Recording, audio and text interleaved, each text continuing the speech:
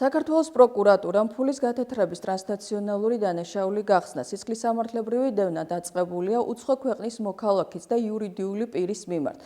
პროკურატურის სპეციალიზებულ დანაყოფში ჩატარებული გამოძიებით დადგინდა, რომ 2022 წელს ბრალდებულთან დანაშაულებრივ კავშირში მყოფი პირები ესპანეთის სამეფოში ოპერირებად საწარმოს კონტრაქტორი კომპანიის სახელით დაუკავშირდნენ და რეალურთან მიმსგავსებული ელექტრონული პოსტის გამოყენებით გადაგზავნილი ყალბი ინვოისის საფუძველზე კომპანიის მიერ შესრულებული სამუშაოს ღირებულება ჯამში 555,784 ევრო მოტყუებით გადაარიცხინეს არარეზიდენტის საწარმოს უცხოურ საბანკო ანგარიშზე. აღნიშნული შემდეგ ფულის გათეთრების მიზნით მართსაწინააღმდეგოდ დაუფლებული თანხები არარეზიდენტის საწარმოს საბანკო ანგარიშებიდან დანაწევრებით გადაირიცხა სხვადასხვა ქვეყანაში დანაშაულებრივი ჯგუფის წევრების კონტროლირებად საბანკო ანგარიშებზე, მათ შორის უკანონოდ მოპოვებული თანხის ნაწილი 184,353 ევრო ყალბი ინვოისების და ხელშეკრულებების საფუძველზე საქართველოში ბრალდებულის მიერ დაფუძნებული და მის გამგებლობაში არსებული საწარმოს საბანკო ანგარიშზე გადმოირიცხა.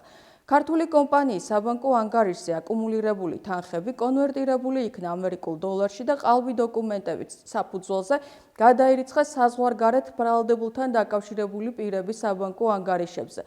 უცხო ქვეყნის მოქალაქეს ბრალდება ჯგუფურად ჩადენილი განსაკუთრებით დიდი ოდენობით უკანონო შემოსავლის ლეგალიზაციის ფაქტზე დაუსწრებლად წარედგინა, რაც სასჯელი სახე და ზომა 9-დან 12 წლამდე თავისუფლების აღკვეთას ითვალისწინებს.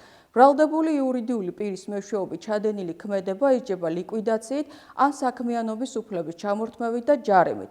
პროკურატურა ბრალდებულისათვის აღკვეთის ღონისძიების სახით პატიმრობის შეფარდების შუამდგომლობით სასამართლოს კანონით დადგენილ ვადაში მიმართავს.